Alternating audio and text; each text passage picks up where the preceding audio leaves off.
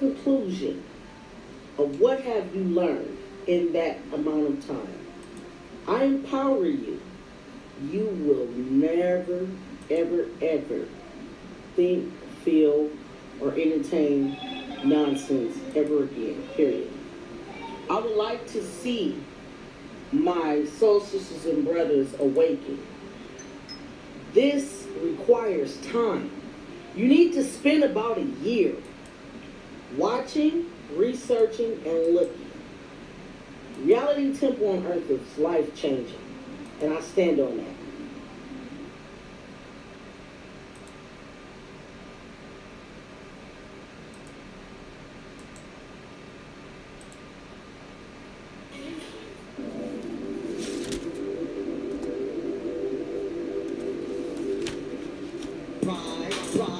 Ride, let's get this party started. Ride, let's get this party started quickly. Let's get this party started quickly. Let's get this party started. Ride, let's get this party started. Ride, let's get this party started quickly. Let's get this party started quickly. Let's get this party started. Ride. Let's get this party started. Ride. Let's get this party started quickly. Let's get this party started. Ride. Let's get this party started. Ride. Let's get this party started quickly.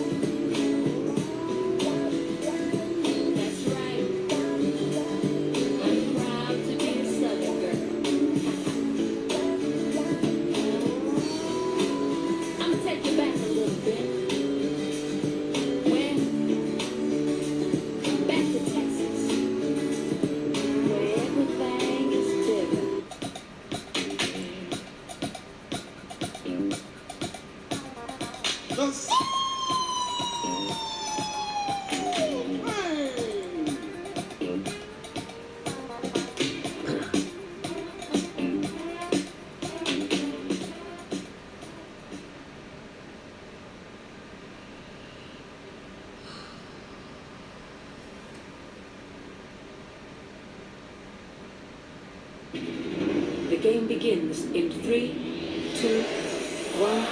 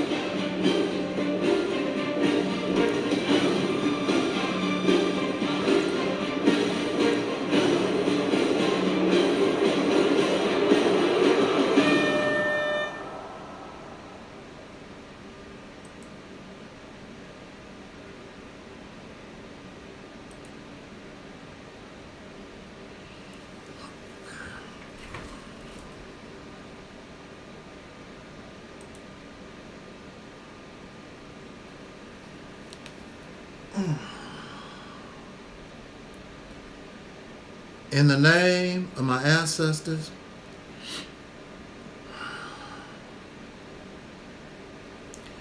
peace forever and always. Welcome to another spontaneous broadcast of what we call the Realities Temple on Earth Internet Ministry.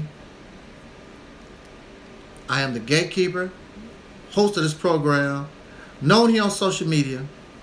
Wherever you may find me, I am known as the mighty Angel Snub 7. I am your soul brother, number one. I would like to thank all of you in the clouds, all of you in the chat room, all of you who are participating in our simulcast. We are simulcasting on, of course, here, Realities Temple on Earth Internet Ministry YouTube channel, Angel Snub 7 YouTube channel, Realities Temple on Earth YouTube channel, and our various Facebook channels. I thank you so much for joining us this last Sunday, 2025, the month of January. I believe this is the last Sunday of January. I thank you so much for joining us this afternoon. It is always an honor that you would give us a little time so that we may bring our message to you. It is always an honor. I thank you so much for listening to this ministry, many of you, for a very, very long time. And although there are those who would hope that you would not listen or give me any kind of attention, year after year and month after month, day after day, you just tell them basically, go to hell. I want to listen to what this brother has to say. Is there something wrong with that? Are you afraid of what this brother is saying? Are you jealous? Are you a hater? What is your problem that a man,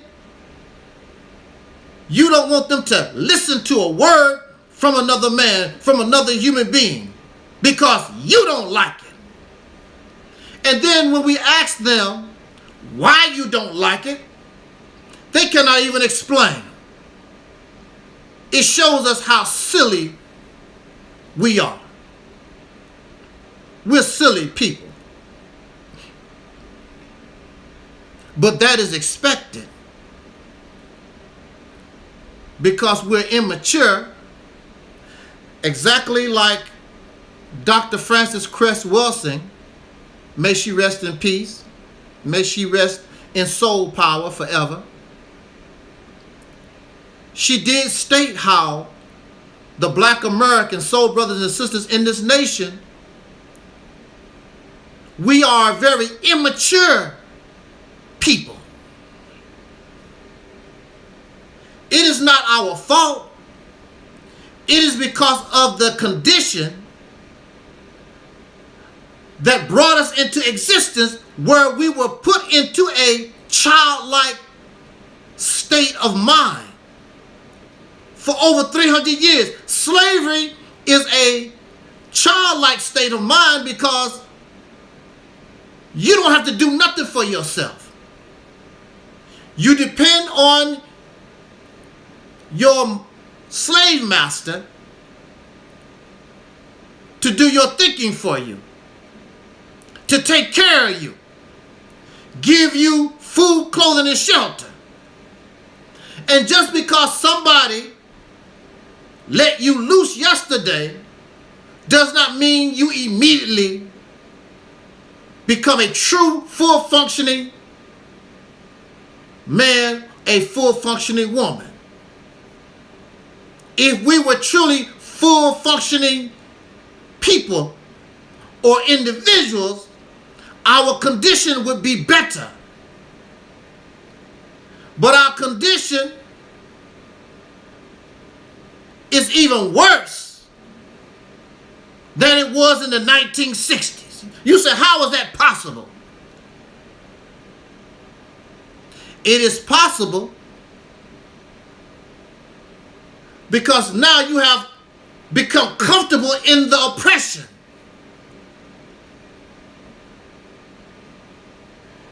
You have become, oppression is a way of life. As long as you have a job, as long as you can get your liquor, as long as you can watch your porn, as long as you can watch TikTok, YouTube, you're engulfed in all this social media madness and you're confused in the mind. You don't know who to believe. Somebody tell you that, oh, don't eat that. The next video said, oh, don't eat that. We should do this and we should do that. Oh, it's confusing. And the sad thing is, every video, everything that we listen to, we believe that it's true. So people are constantly changing and contradicting themselves. They don't know what to believe. They don't know what to do. They are easily blown from one place to another. Wherever the wind blows, they go. They stand on nothing. And you can do this to people with childlike mentality, childlike minds. I wonder, where will we be in 150 years? 150. We will be dead. I won't be here. You won't be here. All of us, 150 years from now, we will all be dead. I guarantee it. Now, you can float around in space. Some of y'all believe you're going to float around in space. You turn into energy, whatever. You won't be here. Just like those before us, they're not here. We would be dead. Every last one of us. Even your children. 150 years from now.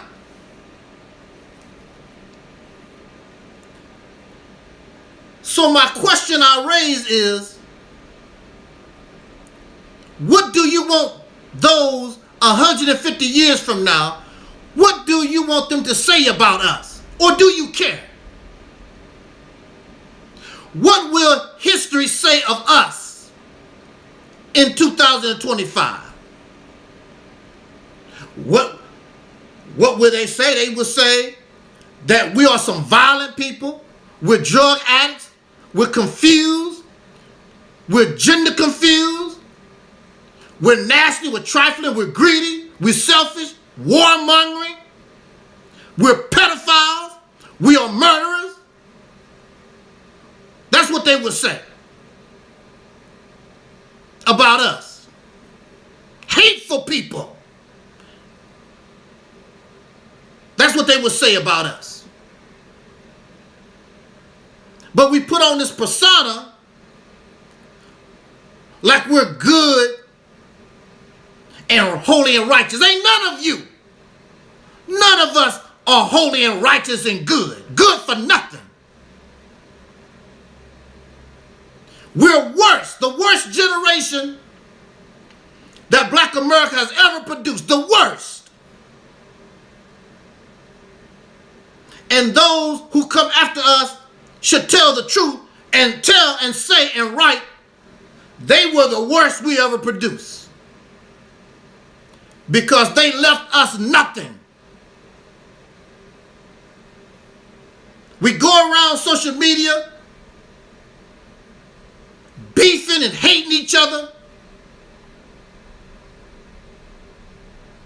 producing nothing.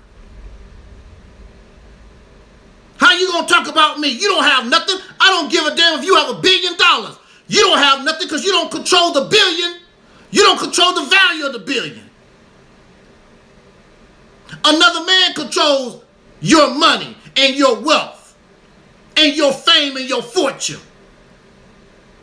And when they get ready to take it, because you don't own it, you don't control a damn thing, and you look silly and stupid, because you don't own nothing, you don't control nothing anyway. That's why it was easy to bring down Kanye West. It's easy to bring down Jay-Z, Diddy, and Oprah, whoever it is that y'all think that you got a little something. You don't control nothing.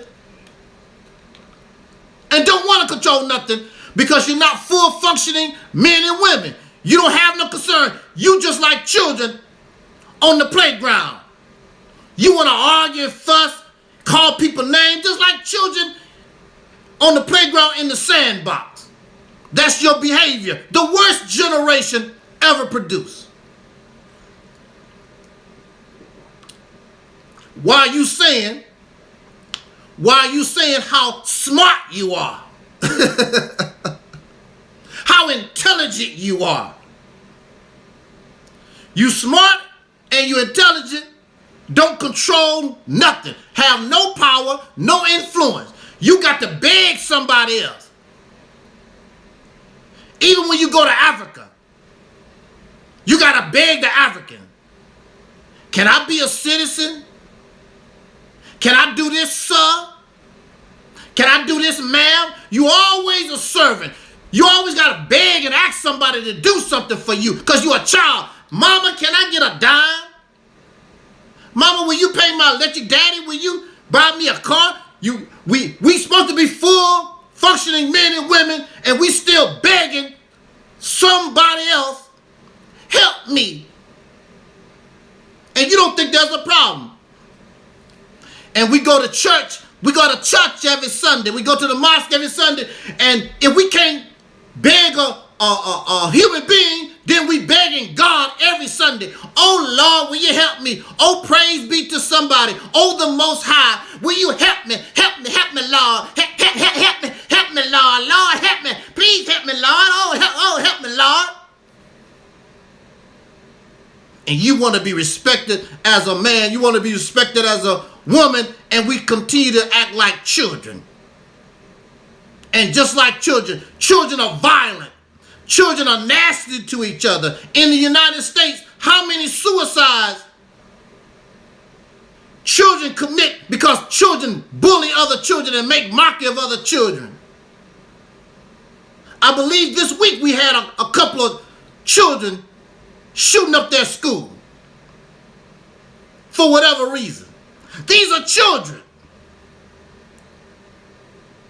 When I was a child, the thought of getting a gun and shooting up my school, that wasn't even a thought in my mind. But now, see, this is a consequence of the adults. The children do this and the children. You produce these children. And if we are nasty, if we are vile, if we are profane, violent, the generation produced us. Because that's what they was. That's what they was. You can't talk about the gangs. You can't talk about what these children doing and what the teenagers doing and the young people. That's you. We produced that. Just like our parents produced us. Because that's what they was. There's always exceptions to the rule. We have beautiful people out here. Wouldn't hurt a fly. Non-selfish people that get taken advantage of by charities and their relatives and whatever. There's always exceptions to the rule. But you can look at social media. There's no sense to debate me. You can just go on social media and before you can open up your mouth, say something somebody disagree with. And you see the hate, the violence, the profanity. Then they'll turn around and skin and grin in the face of the people that agree with them. Oh, brother, how you doing, sister? Hey, brother, how you, sister? That's not realistic. Because human beings, we're all different. We will never agree on everything. That's not realistic. That's why when you go to the store, there's a whole bunch of different kinds of apples. My favorite apple is the red delicious apple. I like that. I don't like the Fuji and some of these other ones. I can eat those apples, but I really don't. I prefer the red delicious apple. Because people are different. And there are those who might prefer the other varieties of apple. We are different people.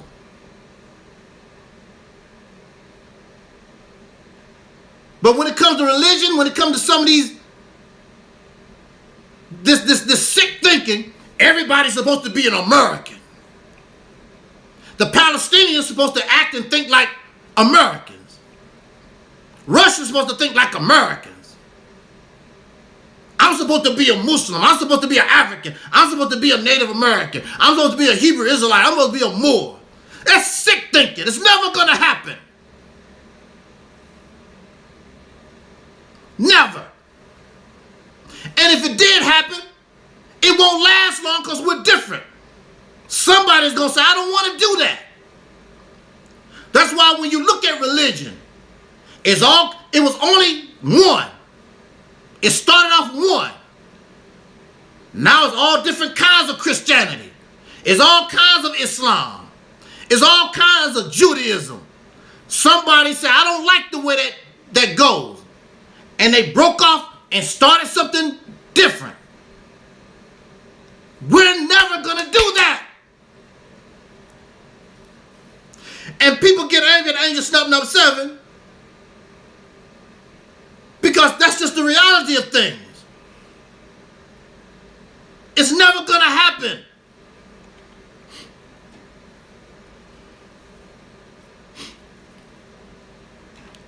How silly. But you think like that because you're a child. We have a childish mentality. It's never going to happen. But it can work to a certain point because here we are living in America. The melting pot is not a perfect melting pot, but America is an example of all kinds of beliefs, all types of ideologies, all kinds of races of people living in one house. It's not perfect because you have a lot of folks in this house. They don't want to be family like that. So what the hell are you doing here? So they are here to disrupt the house.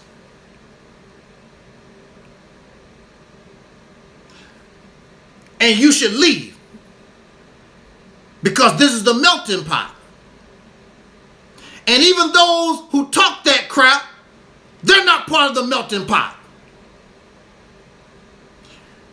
If we are Americans, all Americans should be looking out for each other. Simple as that. Regardless. But, as you know, the white community look out for themselves. The Hispanic community looking out for themselves. The Asian.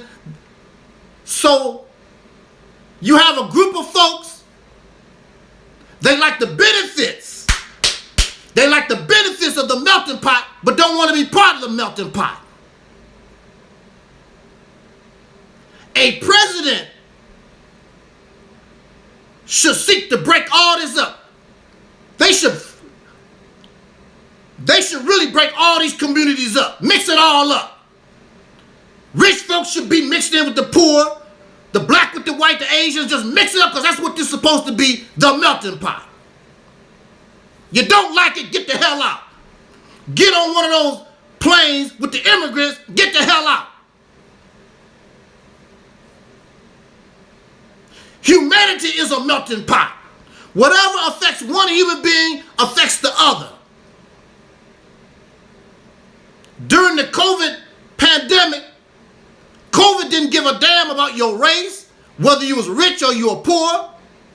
It affected all human beings, and the scientists and the doctors was in the labs trying to solve the problem for the human being, not just for, oh, we just doing this for the white people.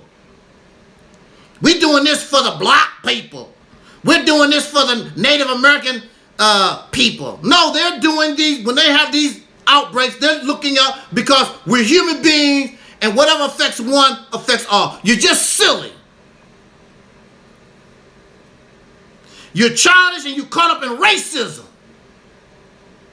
And racism is the worst sickness that the human being has ever faced in time. You say that you are against racism, but you're racist yourself. Many of you don't even know that you're a racist. A racist wannabe. Because I know some folks will say, what's your name? Tiny Timber Abara, whatever you call yourself. Black people can't be racist. Racist wannabe. You want to be just like racists. You think like them. And you're sick like them.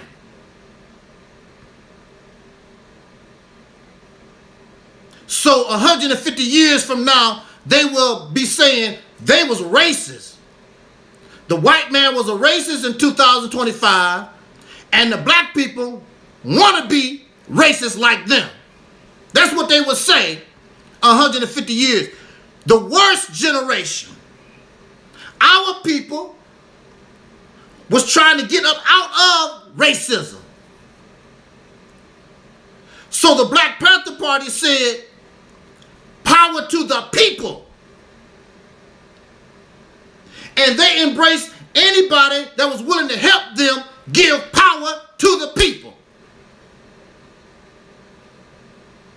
And whenever they went to jail, whenever they had problems, there were some white folks that helped them. You are an idiot. You have no power. You have no influence. You need their help. These lawyers, these Caucasian lawyers, and these other Caucasians and just regular average folks joined with black people. Even during slavery, they were trying to, because they knew that it was wrong. Whether they liked black folks or not, they said, well, this is against my religion. Whatever the reason, they was there. You're not going to get out of this on your own. That's just the reality of it. You've been doing it, trying to do it with just black folks for how long? And you're still in the same condition.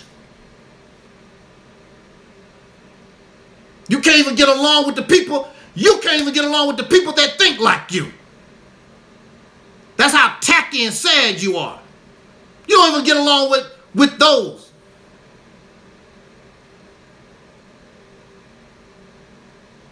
What are they going to say about us 150 years from now?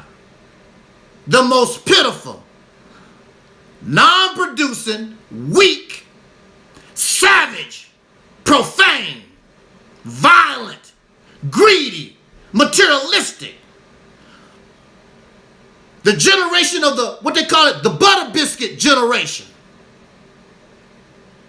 As long as I got butter biscuit on my plate, you fine and dandy. So for this generation, Malcolm died for nothing. For this generation, Dr. King died for nothing. Unworthy of these men.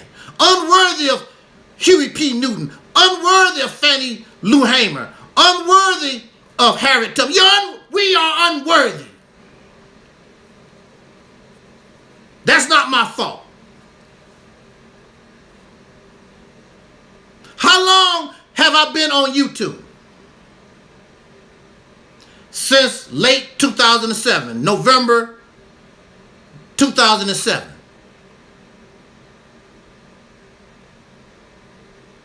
I want somebody to bring me video where I talk about somebody's person.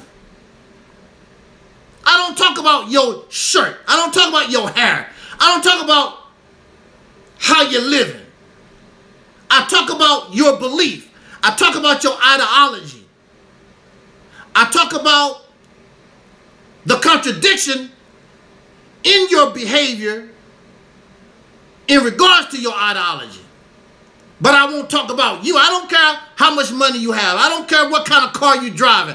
I don't talk about people's wives and children and their dogs scruffy. I talk about the belief and the ideology that you did not even create. The reality temple on earth, I created it. So you would think that I will get upset by those who critique or those who make mockery. I don't. And I created it. Now, if you want to come face to face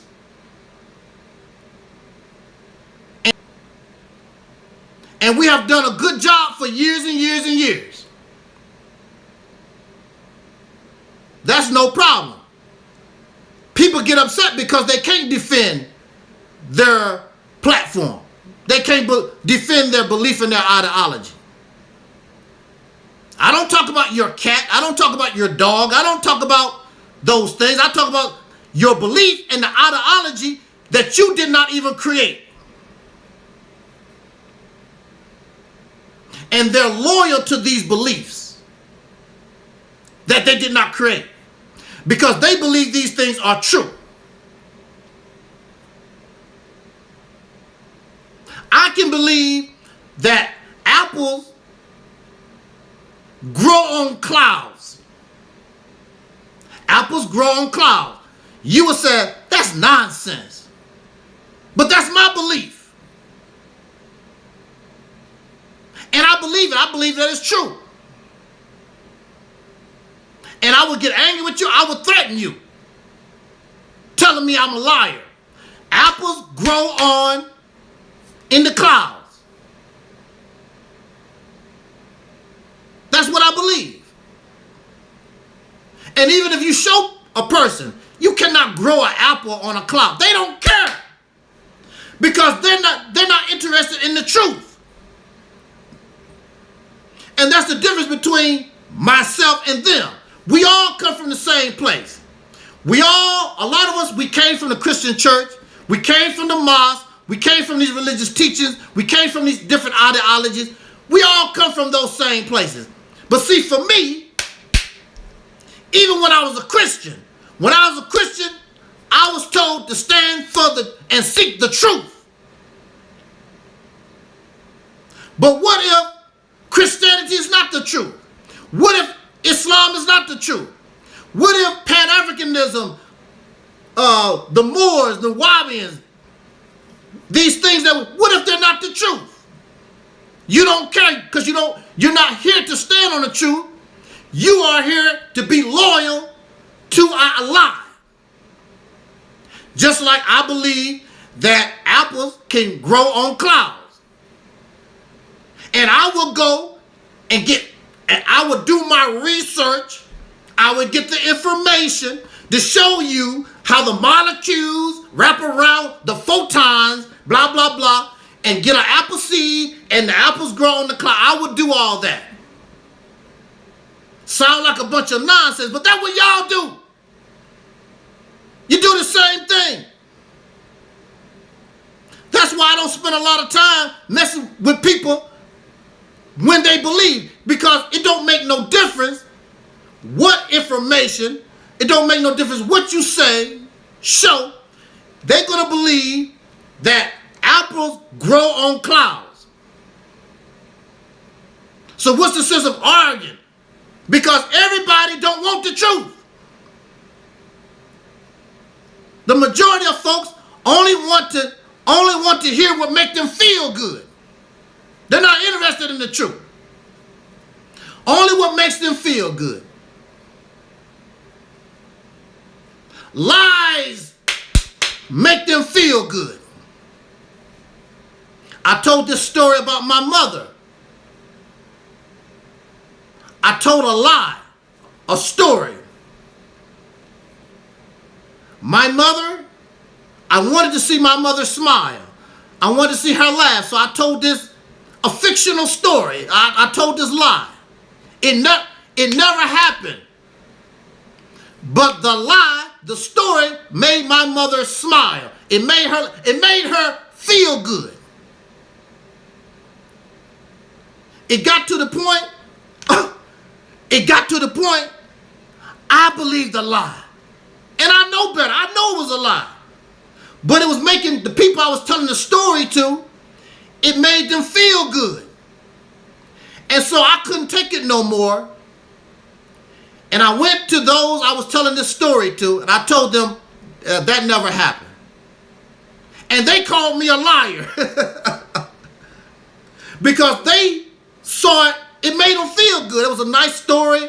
I forgot what the story was about, but it made everybody happy, made everybody smile, made everybody feel good, made me feel good because because they felt good. But I had to tell them, and that story is not true. It was just a fictional story that I made up. My mother could not accept.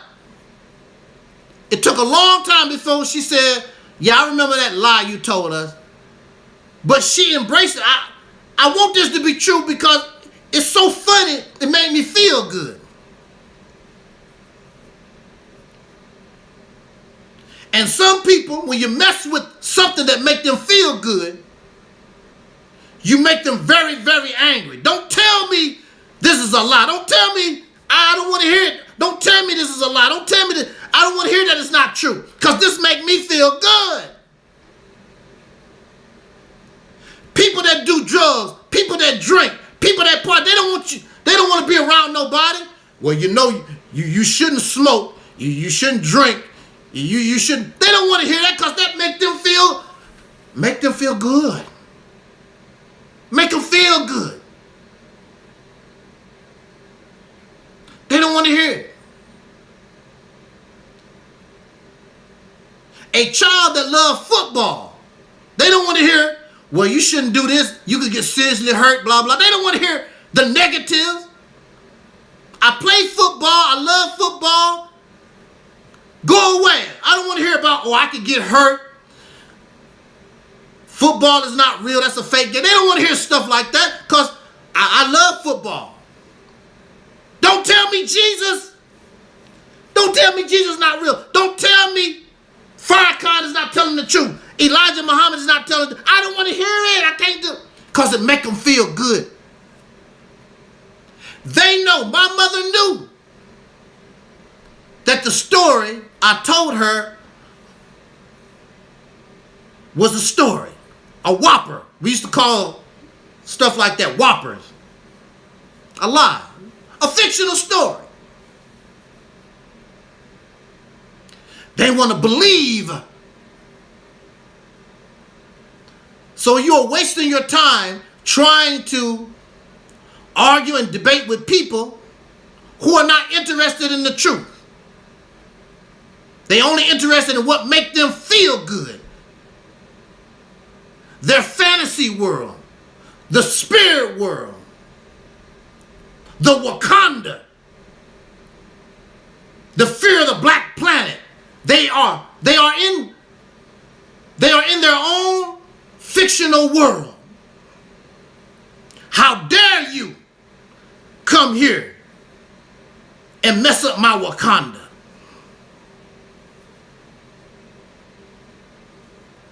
They can believe in that because belief does not require evidence. They do their research. They get their information just enough to try to support their lie, their belief. But a belief does not require evidence. You either believe or you don't. And what I have grown to know and learn is when they, what's the word I'm looking for? When they thrash out, that's not the word I'm looking for, but when they thrash out, what's the word I'm looking for? When they shout hateful things at me, angry things at me, it's really not me. They really acting out on themselves because they know what I'm saying is true. And they believe in the lies. They believe in the errors.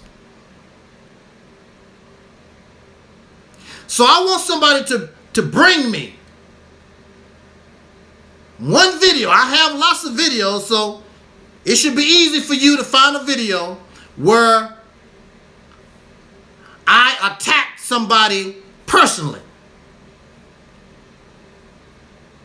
I talk about belief and I talk about ideology.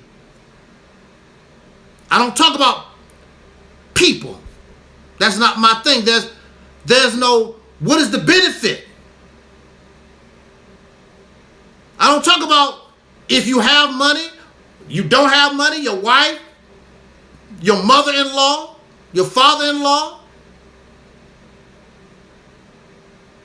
your children, how they dress. I don't care about that. People do that because they have no argument. So when they come to Angel Snutting Up 7, oh, you got a bald head, you got in vogue. Folks are so tacky, they attack a poster on the wall. They attack a poster on the wall. That's how tacky, because they have no argument. They have no defense for their ideology and their beliefs. And I'm very sure what I present has error. I'm very sure what I have has fault. But they're not taking the time to find it. It's easier to talk about my sweater. It's easier to talk about an In Vogue poster. It's easier to talk about pictures on the wall, your breath stink, or whatever. It's easier. But see, the difference between you and me, if you show me my error, if you show me that what I'm saying is not true, I will embrace the truth. And I will revise what I have so I can walk stronger. But you can't do that. You get weaker and weaker and weaker. And that's why when you see me, I can speak strong.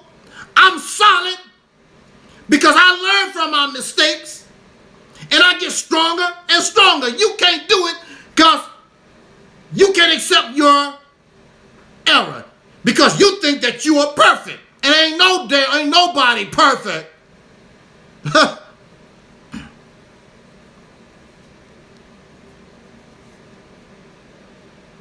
Even in your belief. I don't never tell nobody, don't be a Pan-African, don't be a Hebrew Israelite, don't be a Moor, don't be a Nation of Islam. I don't make videos like that. Have I ever made a video? Don't be a Nation of Islam, don't be a Tribe of Shabazz, don't be a Moor, don't be an Israelite. I've never made videos like that. I talk about the ideology and the belief. And if you're going to hold on to those things because they're not true, they are filled with error, they come from foreigners that don't have nothing to do with you, but if you want to believe that, then you need to revise it and bring it to the modern times. So the application of knowledge can actually produce something for you. If it is knowledge. Belief is not knowledge. Belief is just some stuff to make people feel good. So the scriptures say, ye shall know the truth, and the truth shall make you free. You're not free.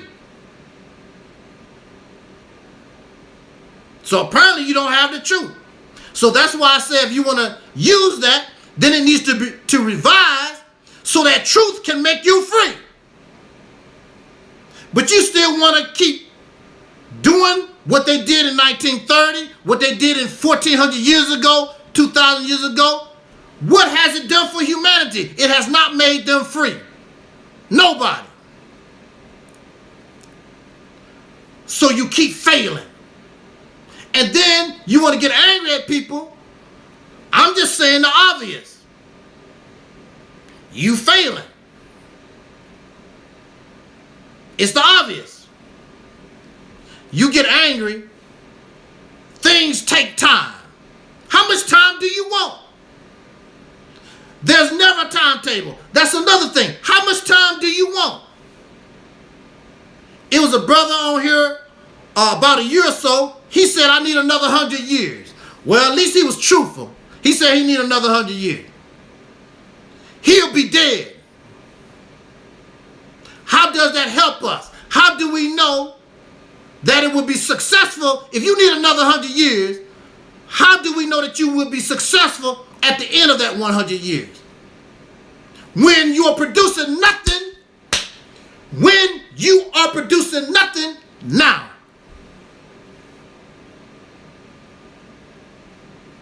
I'm not making mockery or trying to put nobody down. I want us to be successful. And I'm telling you what you need to do in order to be successful. But you don't want to, I don't want to hear it. I don't want to hear it. Because you have this lie. You have this fantasy in your mind. And that fantasy is trapped 1930, 5000 BC, 2000 BC. It goes back to, and it didn't help them. So either you need to revise or you need to adopt something new. So the scriptures say that the God is to come and let all the former things pass away. Behold, I make all things new.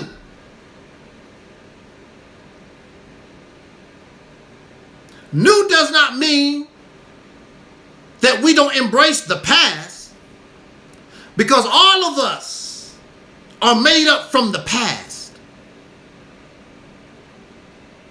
But we are new, even though we are made up from the past. Our parents, many of us have lost our parents, but they are basically still here, and we still carry that DNA. We are new. But that which brought us into existence, the old, is gone. So the God says, behold, I'll make all things new, and the former things will pass away.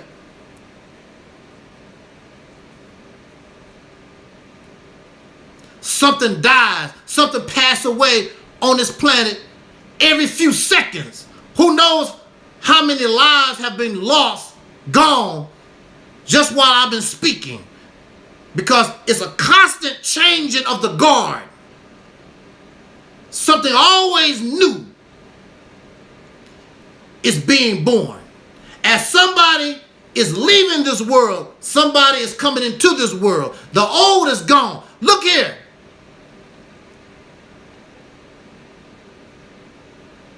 We would drive a Model T car as a collector's item. None of us would want to drive every day a Model T car. That Model T car is old. It cannot keep up with cars in 2025. It's nice to be a collector's item, blah, blah, blah, but you wouldn't want that. Cars, trucks, computers are updated. Things are made new constantly. But for some reason in the black conscious community, we're not supposed to do that. We're supposed to hold on. Now, if you want to live like that, like the Amish, okay, so be it. But you don't want to live like that. You want to continue to update your technology. You want to continue to move forward in technology. You don't want to live like the Amish. You don't want to live like they did in 1930. You don't want to live like they lived in 5000 BC, 2000. You don't want to live like that. But you want to, woo! But you want to keep your mind there. So there's a contradiction. It's either one or the other. Either you want to stay in the old or you want to get with the new. Make up your mind. You can't have them both.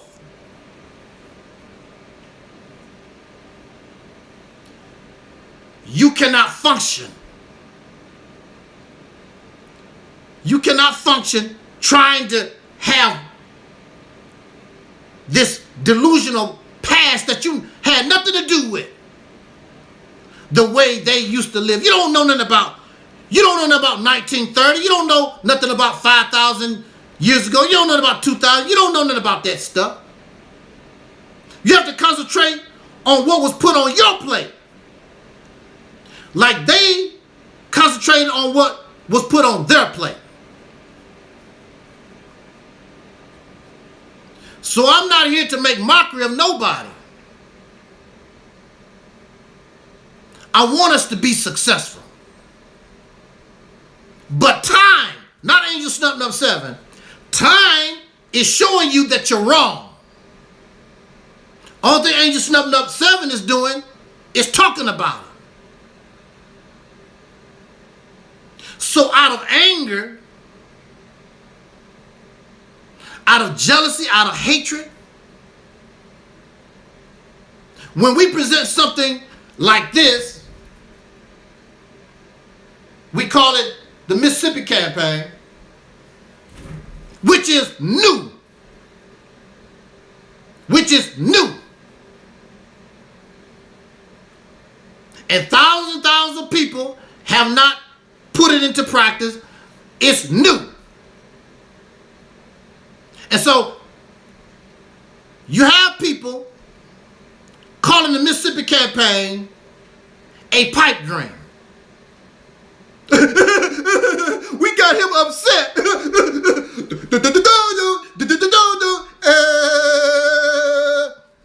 We got him upset. Hey, come and look at the video. We got Snub Nub upset, calling Mississippi Campaign a pipe dream.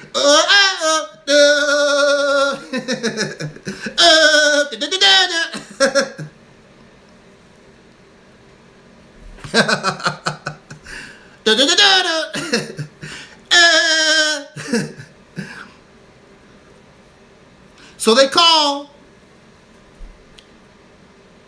and some people even come on my page just to write, Mississippi Campaign is a pipe dream.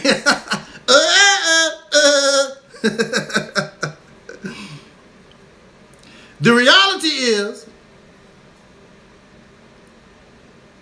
since our ancestors came off the plantation, everything we've ever done is a pipe dream. What is a dream? In order to have a dream, you have to have a vision. So at least the Mississippi Campaign has vision. And with vision means you can see. Right? What you have is not even a pipe dream. What you have is a failure. Because time, not Angel Snub Nub 7, time has shown that it's a failure. You don't want to hear it, but it's a failure. Because there was no vision. There was no real purpose. There was no goal. And it continues today to be a failure. It was a failure then, and it's a failure now.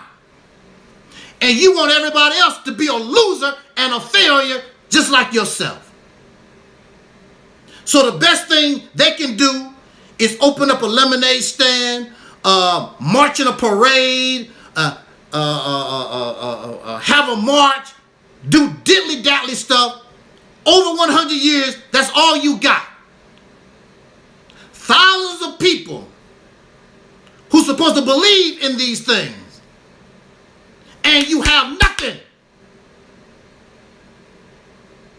But everything black people in this country have done is a pipe dream. Because none of it, after 100 years, none of it has solved our problem. All these things that you have tried for 100 years, it has not solved the problem. Civil rights did not solve our problem. Pan-Africanism has not solved our problem. Islam has not solved our problems. Moors science has not solved our problem. All these things have tried over 100 years, 50 years. None of them solved the problem. You're not in a position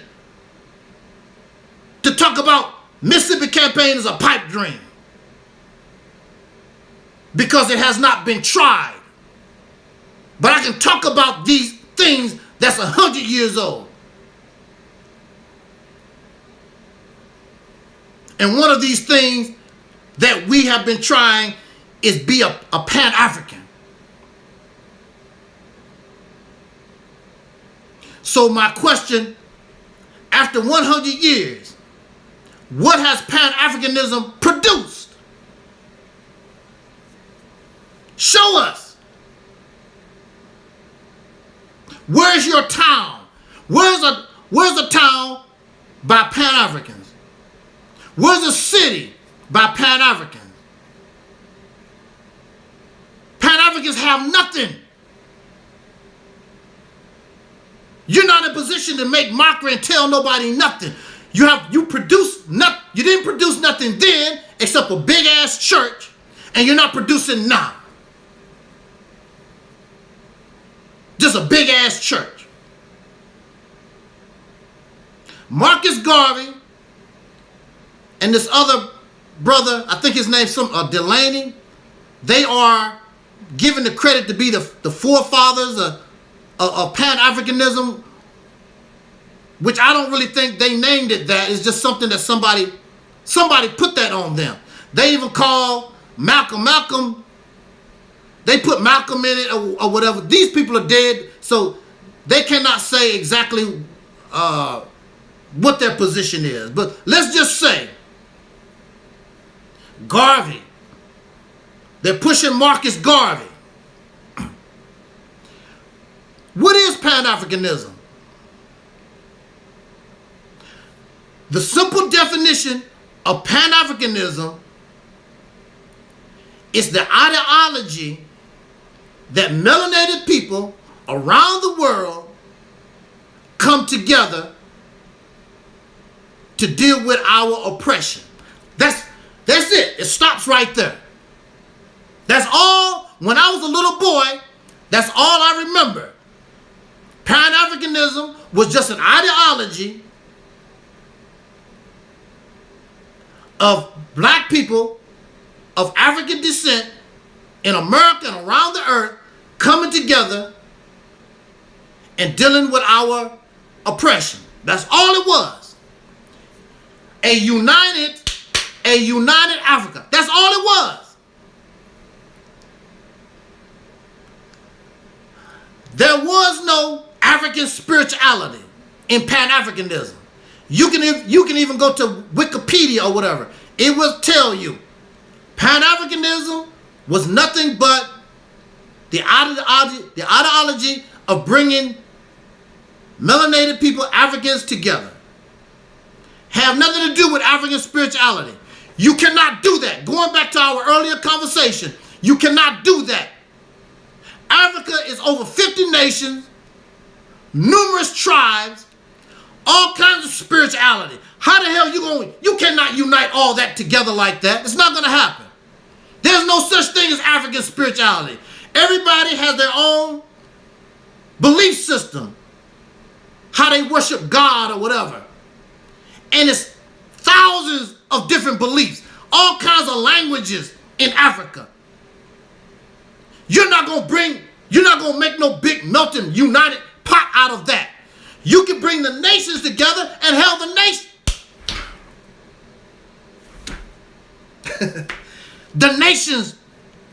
The African nations don't want to unite.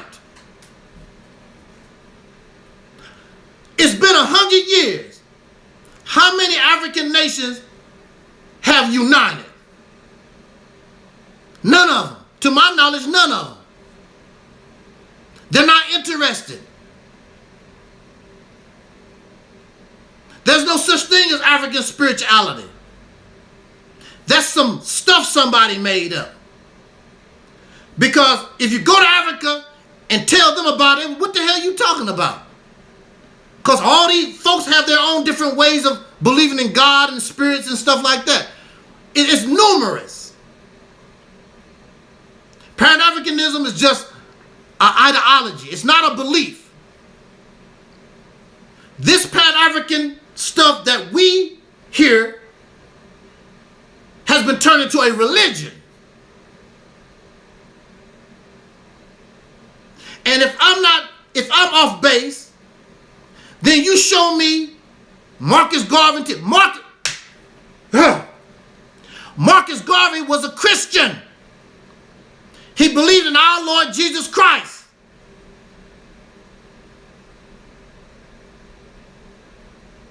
So clearly he didn't believe in no kind of African spirituality.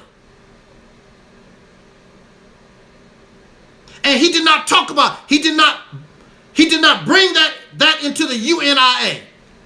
That was his own personal belief.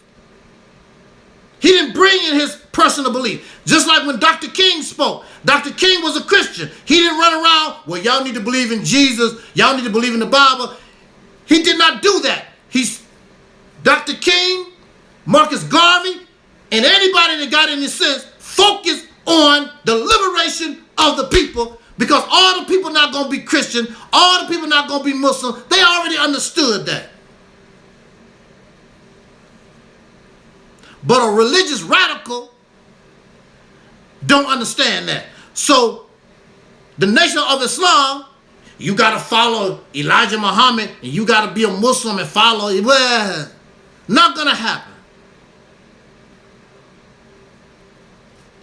You have somebody, the king of Pan-Africanism, somebody like Umar Johnson, who is promoting Frederick Douglass, who is pushing Marcus Garvey, but he never quotes from them. Because Marcus Garvey and Frederick Douglass, none of them talked about no snow bunnies. Frederick Douglass married a snow bunny. I never heard those teachings. I read some of the things that Frederick Douglass talked about. I read some of the things Marcus Garvey. What's this Delaney? I watched his biography. All these people did not talk about no snow bunnies. Pan-Africanism is not about your personal lust. But you have somebody like Umar Johnson on social media talking about how he want to get with the sisters and I want 4 or 5 wives and bang with the wives. Marcus Garvey, these people did not talk like that. That's not part of Pan-African. That's your own personal bull crap.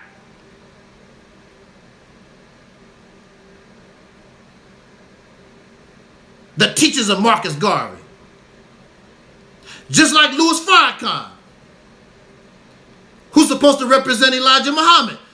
But Louis Farrakhan can talk 5 hours and never quote nothing from Elijah Muhammad. Because that's his teaching. He's just riding the back of Elijah Muhammad. Umar Johnson is just riding the back of these people. People like Tahaka Bey is not following following Noble Drew. He's riding the bike. These people don't sound like no Marcus Garvey. They don't sound like no Noble Drew Ali. These people didn't act and talk the way these folks talk. Go listen to their teachers. Go read it for yourself. These people don't represent those folks. They are nothing but people that exploit these men. And they turn Pan-Africanism into a religion. And Pan-Africanism is not a religion. I can embrace Pan-Africanism as an ideology that melanated people need to get together and work together for our best interest. I have no problem with that. I don't want your made-up religion, your spirituality, and your personal garbage, your snow bunny ideology and foolishness.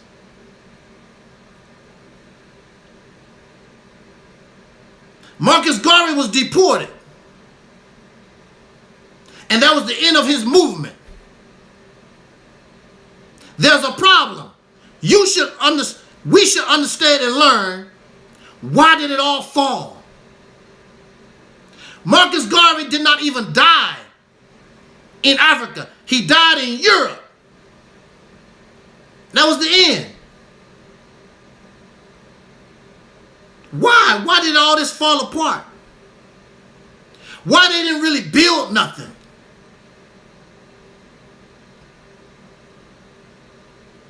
You should ask yourself why. That was the end of the movement. When Noble Drew Ali died, that was the end of it. It fell down. Marcus Garvey, even Elijah Muhammad, it all fell apart. No, brother. Minister Louis Farrakhan, he didn't rebuild a damn thing except made a church. Louis Farrakhan Nation of Islam is nothing like the original Nation of Islam. It can't be. It was built in a different time period with different people. It can't be the same. Elijah Muhammad is just used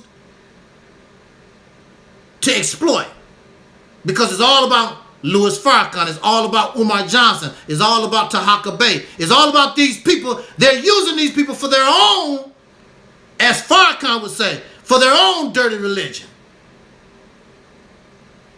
They cannot even replicate what these men done. The only thing they can do is beg you for money and tell you, one day we're going to have a school. One day we're going to have this. One day we have our own. One day. They never going to give you a time. But in the meantime, they're using the money that you give them to take care of their family, buy limousines, buy a big house, and whatever.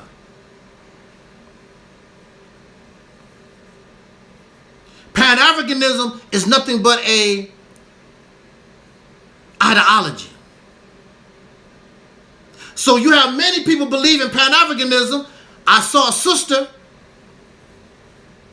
on social media, and she was having a news conference. There was a lot of news people that was there. She's in the country of Nigeria, and she's crying to the Nigerian president. Help her, because it's going pretty bad. She's telling the Nigerian government, I'm bringing all these thousands and millions of dollars to your country. I'm trying to build this business here for us. And they're not helping her at all, because you're not them. Umar Johnson is a social media star, but the president of Nigeria don't give a damn about Umar Johnson. The president of Ghana don't give a damn about Umar Johnson. Umar Johnson is a Pan-African who has to buy his citizenship. If I'm an African, I shouldn't have to buy citizenship. Wherever I go, I should be able to be a citizen. Why do I, as an African, have to go to any African nation and buy my citizenship? Because you're not. You gotta buy it because you're not them. And you're not gonna be treated like them. You don't see none of these people trying to live in Africa. Umar Johnson is the prince of Pan-Africanism that live in America. He don't talk about his house in Ghana. He's traveling to America. He's traveling around America to get your money. He cannot travel in Ghana. They're not going to give him nothing. A few people will give him a few dollars, but he couldn't live on that. He has to come to America and get your money. What has, it's not my fault. What has all this black conscience, blackity black stuff, this mindset, what has it done for us? We talk about Black Wall Street. We talk about Rosewood. We talk about many of these black towns and cities that was built. None of that is Pan-African. None of it is Nation of Islam. None of it is Moors. The Moors didn't build not one town. They don't have not one neighborhood. Nation of Islam don't have no neighborhood, don't have a town, don't have a city. The Pan-Africans don't have a neighborhood, don't have a town, don't have a city. 100 years, they don't have nothing. But the Christians, woo!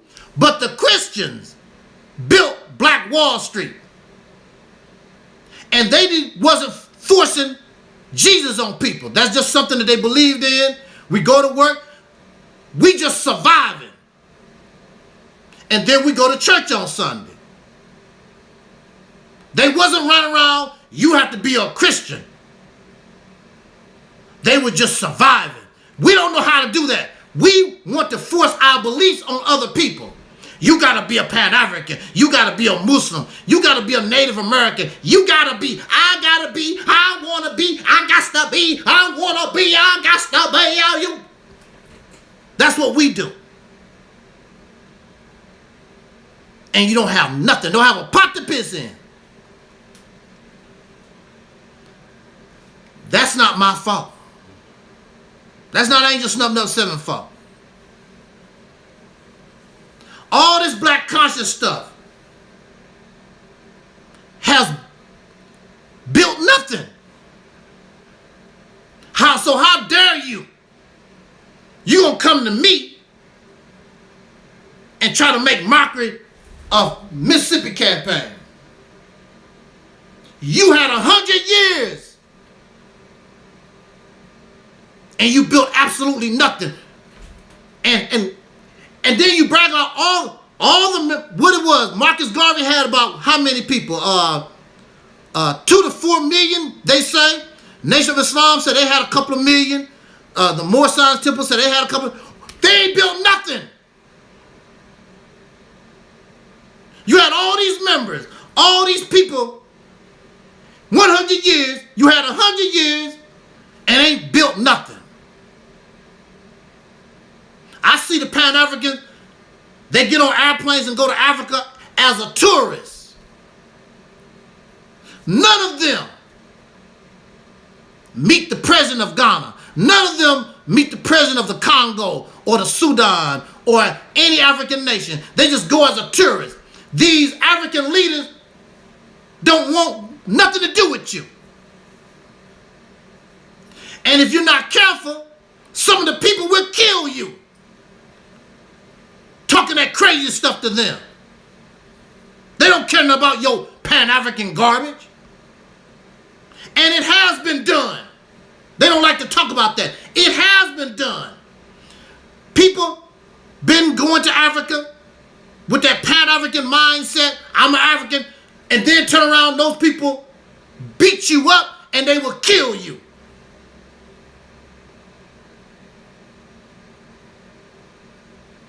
You're not them. They're not interested in Pan-Africanism. Not one country is united with another African country. They're not interested. Those people have been tribal for thousands of years. They are extremely, severely tribal, just like you are. You're tribal.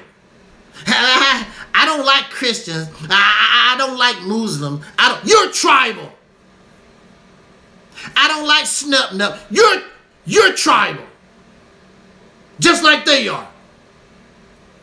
Maybe you are an African. Because you're tribal just like they are. If people don't get with your program, don't believe what you believe in, you have a severe problem. So how the hell, if Africans are tribal, how the hell is Pan-Africanism going to work? How is it going to work? And everybody is tribal. Make it make sense. You can't. That's why I say you have to depend on yourself. And you can build that bridge to Africa if you want to when you take care of yourself. And this plan, this vision, this pipe dream can do it. And if you really understood this thing that we call Mississippi Campaign, if you understood, it brings all of these things, the Moors, the Pan-Africans, the Israelites, the Christians, the homeless, our children. It brings all of us under one umbrella. And we come together and get our assignments. We develop our battle plan. And then we put it into action. It will begin to produce those things so that the pipe dream is no longer a dream, it becomes a reality. Because you have to change the way you do things. It's like driving your car. And there's a detour because of construction. Now, some people forget the detour. I'm going to keep going like you guys do. But people are smart. There's a detour. I'm going to have to find another way to get around. Sometimes when you're driving your car, there's a detour. Sometimes they put out signs to show you where you need to go so you can keep going where you wanted to go. Then sometimes they just tell you the detour. Where I'm supposed to go? You got to figure it out yourself. So this is the position that we're in. We got to figure it all ourselves. There's nobody around to tell us how to go. We got to figure it out ourselves. And when you do that, you be on the right path, as the scriptures say in the Quran. You call yourself God, so, oh Allah, keep me on the right path. But I thought the black man is God. So the black man is Allah. So that means you should be, if I'm Allah, that means I have the ability to get on the right path, to keep myself on the right path, find my own way. I don't need to wait for Master Faram. I don't have to wait for Elijah Muhammad to come down on a spaceship. I am God. So I should be able to make my own way. I'm a man. At minimum, I'm a man. I should be able to lead my women and my children to the promised land.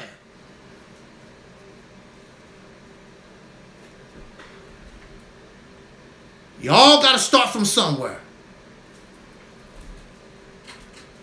Our ancestors was doing it anyway. So you keep talking about the ancestors this and the ancestors. Well, the ancestors was doing this just a few years ago. And you turn your nose up. Because you turn these things into a religion.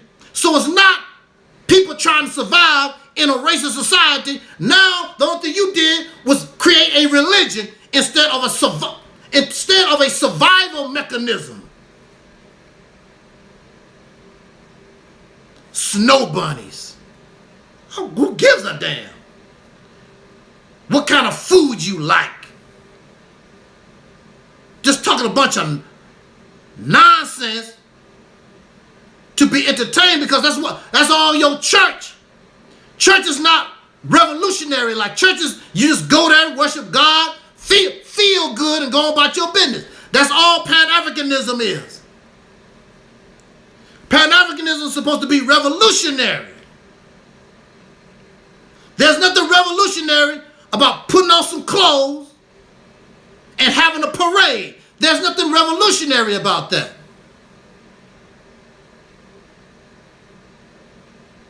That's all we know how to do is put on costume. The red, black, and the green, and the purple. The Hebrew Israelites wear their purple and the bow tie. We put on these costumes. But we have no more connection to the revolution. You wear the costume of the revolution, but you're no longer revolutionary.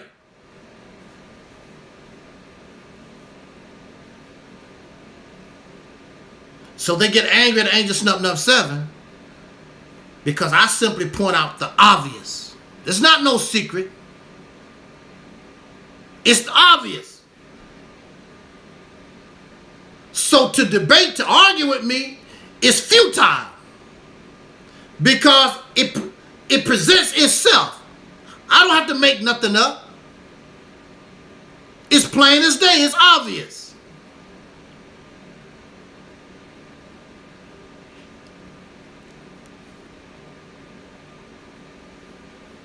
We can do better. All these things, we need to look out for ourselves. What was it? I'm going to say this and we're going to get out of here. What was it that Dr. Clark said? Dr. Clark said, we have no friends. So if the black man and woman have no friends, if soul brothers and sisters in this country, if we have no friends, that means we have to depend on ourselves. And if you want a friend, you need to have a friend in yourself. How are you going to go to Africa, but you ain't made a friend with the brother and sister in Houston, in New York, in St. Louis, in Los Angeles, in New Orleans? You're not even friendly with yourself. You're not a brother and sister with yourself. So how the hell you going to go not? Woo! It don't make any sense. How the hell you can't make friends with your own people, but you're supposed to be able to go 9,000 miles and make friends with people, most of the time the language you can't even speak. They don't even know you. It's actually easier to make friends with the people who are like you. There's some foreigners, some strange folks that you don't know nothing about. It don't make any sense. I cannot make friends with my next door neighbor, but I can make friends with somebody else 2,000 miles away. But I have problems with my next door neighbor. I can't get along with my next door neighbor, but I can go 2,000 miles, but can't get along with nobody in my own neighborhood, but I can go 2,000 miles and get along. It don't make any, and they don't like you like that. The only thing Africa do is take. Gimme, gimme. Like these people do. The black conscious community, the only thing they do is take. They don't give you nothing.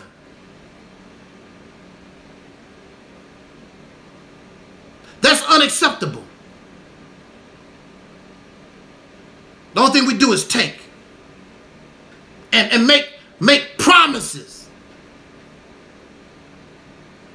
I'm going to give you a school one day. I'm going to give you acres of I'm gonna give you acres and acres of watermelon one day. I'm gonna send you to college one day. They just make these promises. I'm gonna make this big homeless shelter one day. And they steady taking your money. That's unacceptable. Under this vision, Mississippi campaign, there's none of that. You got to produce.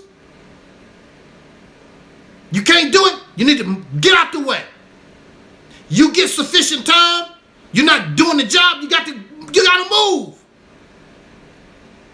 Because the people deserve results. You can't do what you say you can do. Get out the way. You still my brother, you still my sister. You're not getting the job done. You got to go.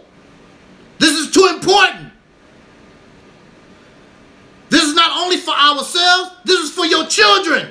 So 150 years from now, instead of saying and writing that we are the most pitiful and pathetic generation ever produced, they can say, wow, that's the greatest generation ever. Because if it wasn't for them, we wouldn't have this city on Mars. We wouldn't be living on Venus. We wouldn't be out in the heavens going where no man has gone before if it wasn't for them. Woo, they was powerful. So powerful ever. You just don't understand. And our vision is realistic. You don't even have a vision. You don't even have a dream. Talk about somebody, and that's a pipe dream. You don't even have a dream. Because what you have is a proven failure. It's not even a dream. The only thing you can do is change the way you do things or let it go. But you don't want to change nothing, so you're going to continue to be a failure.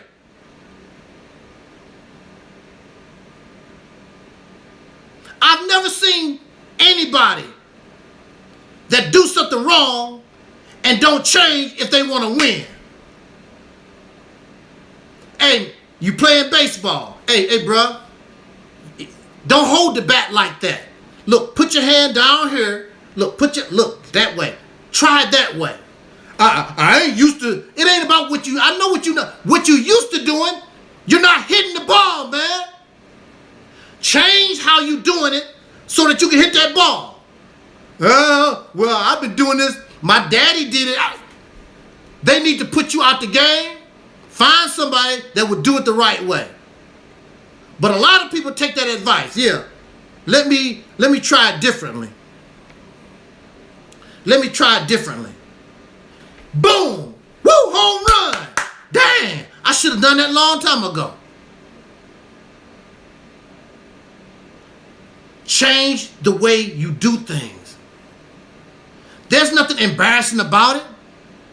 You shouldn't be ashamed about it. You're still doing what we're doing. You just got to change up so that you can hit that home run. What's wrong with that? But if you go out there and keep losing, it ain't just nothing up 7 fault. It's obvious. Dang, they can't even hit the ball. Is that my fault? Whose fault is it if the people, damn, he can't hit the ball. He can't make the basket. Is it the people that's looking at it? Is it their fault because they talking about it? Or is it your fault because you don't want to do things different and you lose it? Accept reality, my friend. It's much easier. And on that note, thank you for listening. For me, pretty nice crowd in the chat room. We're on Facebook. We're on YouTube, of course. I appreciate you spending time with us. It's always an honor. I could be wrong. I could be wrong. So check me. I don't mind being checked. Come here. I'll sit back in the cut. I let them do it all the time. Sit back in the cut and let you talk. Teach us. Nobody else do that. I'm the only one. I will let you come here and teach us. The last people that was here, they failed. Because they caught up in the hype. They don't even know what they believe in. Cannot even explain it. That's my fault. Because you don't know how to explain what you believe in. So what do you believe? If you can't explain it, what do you believe? I'm Angel Snub Number 7. Thank you for listening. Jot down your comments, subscribe, all that kind of good stuff. I don't know when we are going to be able to get together. I need to get on I need to start this other project to see what might happen. Who knows? Something big might happen. I don't know. I got to try. I got to change up. See what I'm saying? I got to change up. I got to do a little something different. Got to change up. Like I said, Soul Liberation Day. I think that was Soul Liberation Day. I was talking about if you can't go in the front door, maybe you can go in the back door. We'll see. So on that note, we are out of here. And as our ancestor Don Cornelius used to always say as important, we wish you love, peace, and soul. And we are Audi 5000.